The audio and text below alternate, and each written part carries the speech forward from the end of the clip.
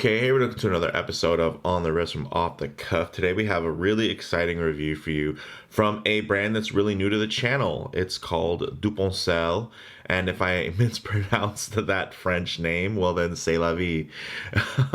Essentially, this is a French-based enthusiast-run brand that was first launched back in 2018. Originally, the founder, Clement, created this brand Depancel with the desire to combine his two passions, watchmaking and automobiles. Now, in terms of the type of watch, I'd consider this an everyday watch.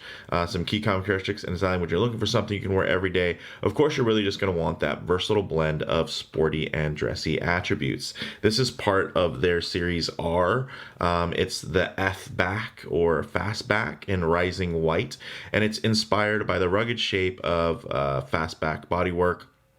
The Series-R is the very essence of Depancel's racing spirit, with its beveled case that resembles a radiator, and it's stamped with a grille design, and then also its tricolor racing stripe, and then it's of course perforated leather racing strap. So every detail has been designed to make this collection a true icon of the road. This is assembled and regulated by their French watchmakers in France, of course, locally, and it has a lifetime warranty that covers against manufacturing defects, which is not something you'll find every day from a smaller independent brand. So it just goes to show how confident they are in their work, and I have to say, I'm extremely impressed. Like, I was blown away by the fit and the finish, the build, the design, especially for something that really is under $600. I mean, this thing feels like in $1,000 or more range in terms of its quality, but $584 direct. So with that said, big thank you to Depancel for sending this through. I'm really excited to share with you guys. So let's go ahead, zoom the camera out, get this piece in hand, and take a closer look. All right, guys. So as you can see in the background here, we actually have the box, which I thought was really impressive. So I figured, why not show that to you guys? I'll put the watch off to the side really quick, give you guys a kind of bird's eye view of what you'll be able to expect if you were to buy one of these. You can see the front and the back. Very nice, showing all the little details. But yeah, it's just really different, especially like it showed up, of course, in a much thinner profile, shipping container than I was used to. So then this comes and it's like very book-like, which I liked. And then here you go. You can see there's where the watch would be. There's even an extra compartment, I guess, if you buy any extra goodies or anything like that, which can be stored away. And it's actually really plush and really nice. Also, you get the, your book with everything. You also do get, look at that. You get the regulation results in terms of what the timing is, which I think is really, really cool. Check that out. That is awesome. So there's a lot that's in here. Of course, a lot of it is French, but they do have some information that's brought over to English, but it's very cool. They even give you a little kind of welcome aboard type of thing, and it's cool. And then you even get they're very modern and tech savvy. You can also scan those QR codes to get to where you need to get. So I thought that was really nice and figured I would open with that because again, this thing just so much value add, right? So you're getting this really great presentation and experience when you open the box and you first receive the watch, but you also get this amazing watch. So let's just go ahead and just take a look at the brushing, the polish there.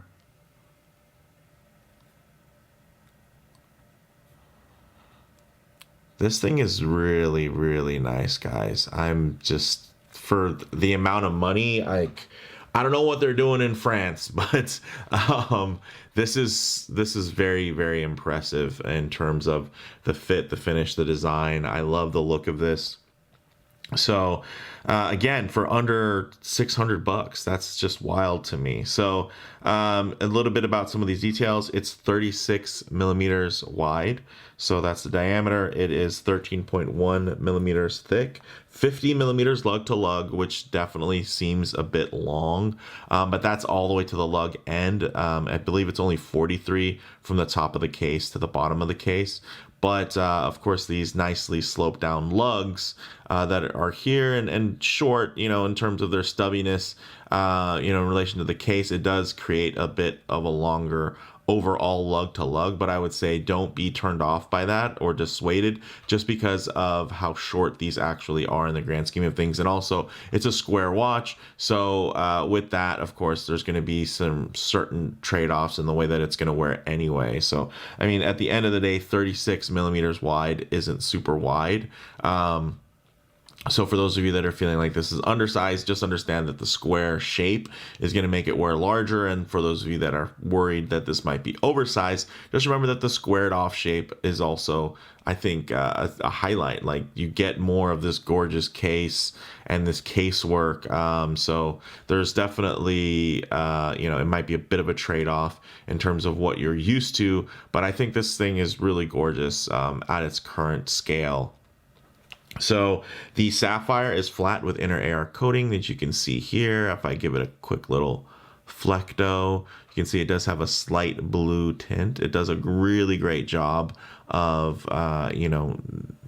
just diffusing any reflections, because you do want to just enjoy this dial, the depth of it, all of the beautiful texturing. It's really, really beautiful. So when we get into, of course, the crown, it actually is really beautifully done. Let me give it a couple of quick wipes here just off camera because it is that nice. Okay. Maybe even a little squirt to get the dust off. So you guys can see this thing is gorgeous. These might look like pushers to you, but they're actually crown guards. The crown itself even has this great little accent, like a red anodized ring that's metallic, and it makes it easy to grip and wind. And it is also signed, of course, as you can see, which I believe this would be the logo up. You can see that it's also not a screw down crown. It's a push-pull crown, but it doesn't really need to be screwed down for this type of watch. Of course, Motorsports inspired. And you see these subdials.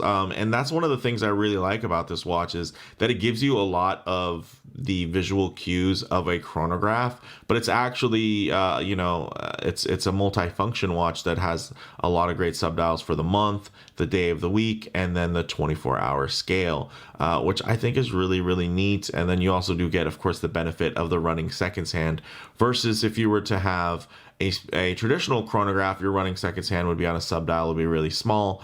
And that's something that, a lot of people do love about mechanical timepieces, is having that running central seconds hand, which of course ties into the whole automotive theme. It's always moving, it's always going.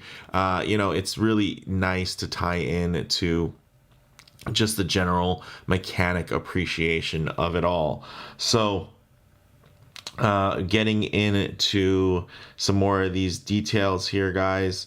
So of course you do have the sapphire on top, and then on the back, I believe this is mineral window, so that does help save in cost.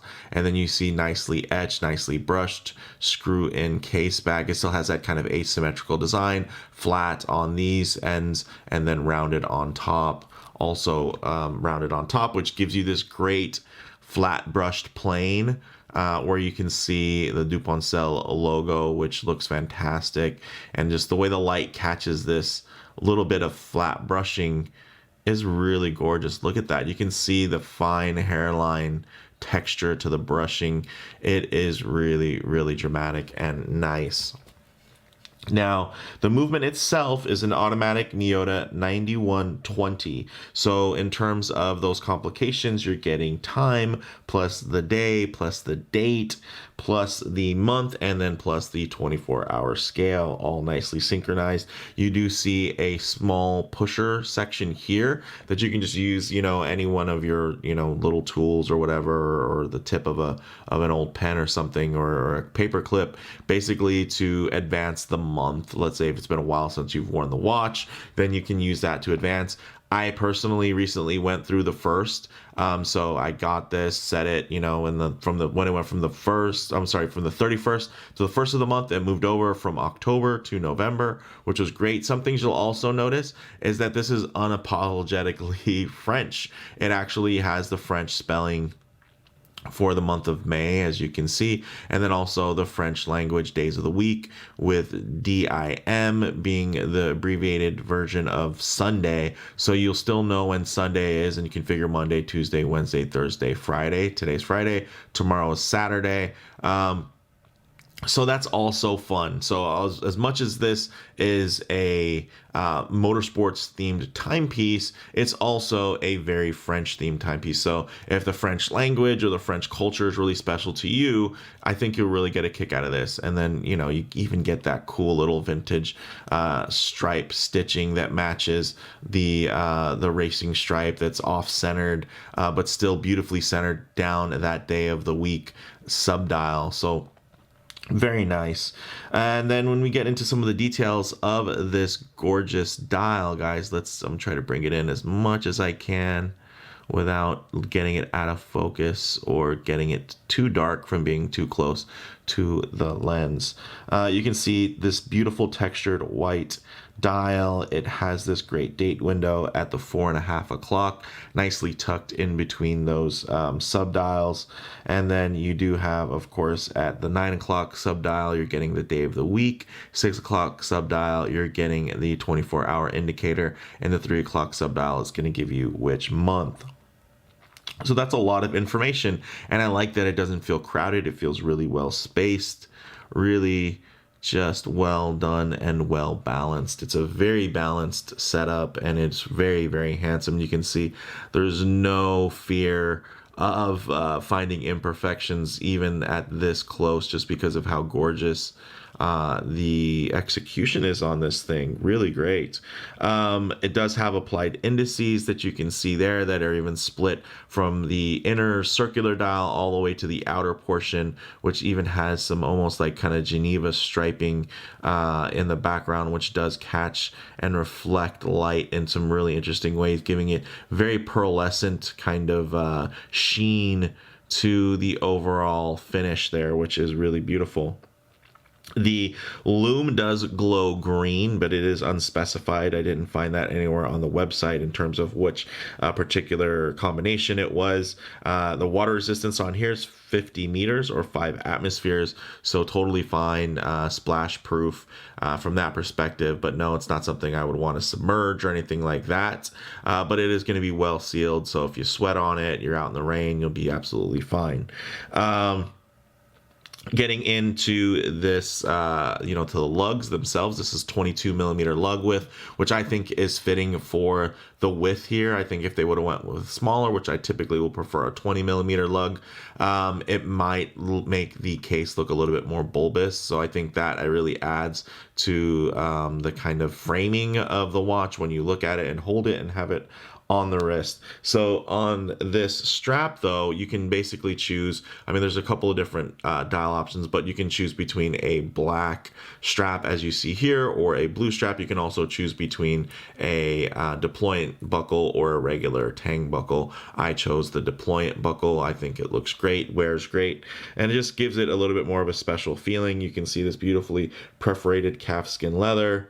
And then you do also get, of course, quick release spring bars, which does make this a breeze. I do like also that it's flat here, straight end, so that if you did want to put a straight end link bracelet option on there, you really could. And honestly, there's so many cool options that are out there that I think that this could look really outstanding. Of course, I think maybe the silver dial, it might look a little bit too monochromatic on a metal bracelet, but I still think it would look great in most circumstances, especially when you get into some of the other dial colorways. So with that said, let's actually get this piece on the wrist and see how it wears. All right, guys, as you can see on my 7.5-inch wrist, wears really well, nicely centered.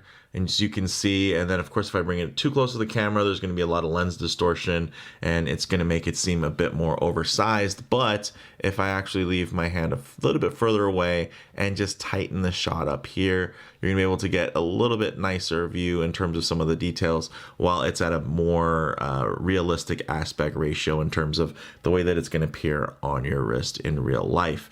I really, really do love the way this thing wears. Of course, it does have a profile that's very similar to a chronograph visually because of the subdials, the almost pusher-like crown guards, and just that squared off shape. Typically, when we do associate this shape with an automotive themed watch, it typically would be a chronograph. But I think the nice thing is here you're getting something that's quite thin. Honestly, for you to get a chronograph that's going to be at 13 millimeters, it would actually be pretty tough. Especially one with all of these details. So the nice thing is you're getting something that is honestly, it might be a bit thicker for a three-hander, but it's actually quite thin by comparison to an actual chronograph. And then again, you're still getting that mechanical, kind of romance that you look for when you want a timepiece like this. And then you're actually getting a lot of useful information, your day of the month, day of the week, it's just everything there. And then you also do get a 24-hour indicator, which is great, especially if you're going to travel or anything like that. It is nice to kind of see that. And then even if you want to make it a little bit easier to set the day, it's nice to know if you're at 10 a.m. versus 10 p.m. because then it makes it a little bit easier for you to know, hey, well, when I hack the movement and roll over the date to the next day, it'll be a little bit easier. So just those simple things like that, I think, are really well done and well thought out on this piece.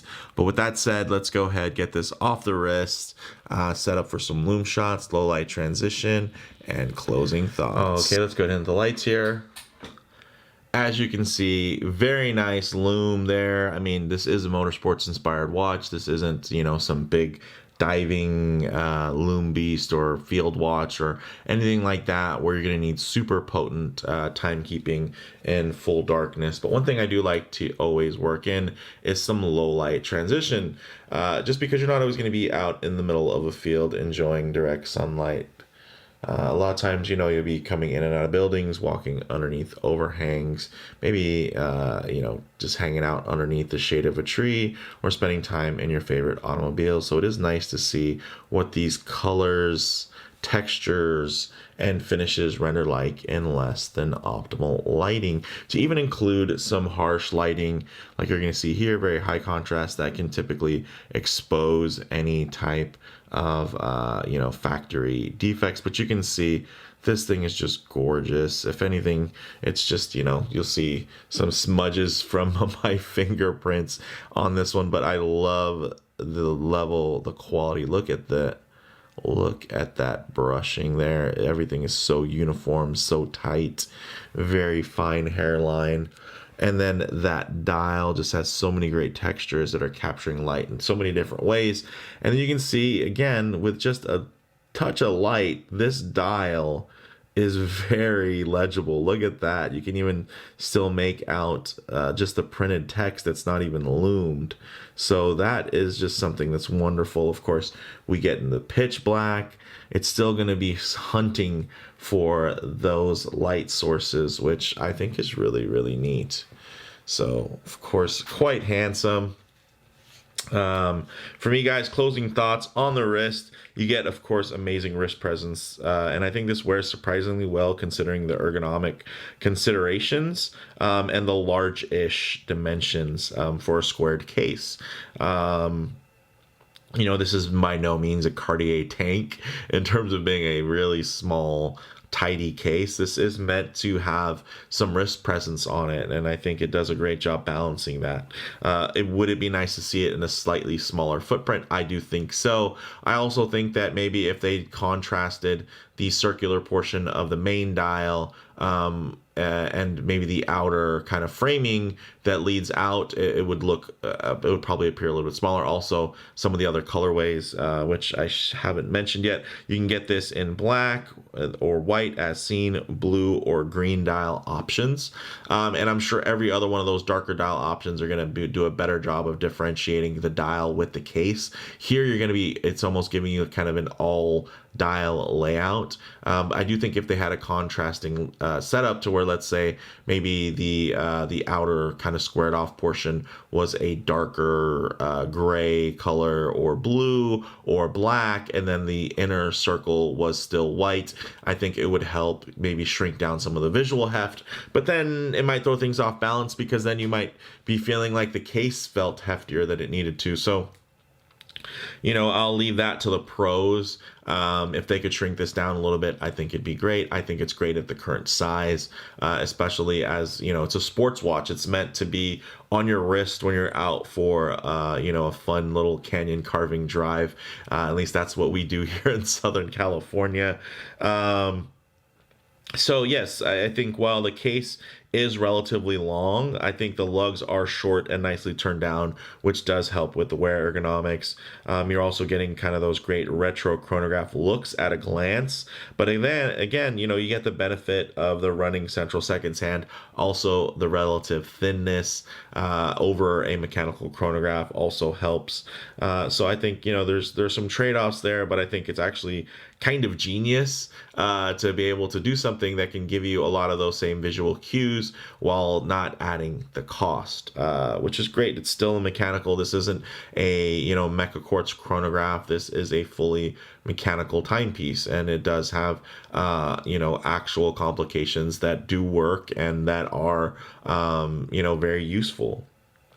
So in terms of model variations, we already covered that. Now getting into comparable models, you know, the motorsports themed watches, you know, they don't get enough coverage on this channel, or I think even across YouTube, considering just how many watch enthusiasts are also automotive enthusiasts, to myself included. But I think this brand and model really stands out for the level of design paired with the excellent execution. Like, this thing is a standout. Like, I don't feature, and I love cars. I'm a total gearhead. Things I've even done within my day job to recreationally, and just my digital footprint. You know, there's probably more pictures from cars, car shows, my own personal builds and stuff like that that are tied to my name.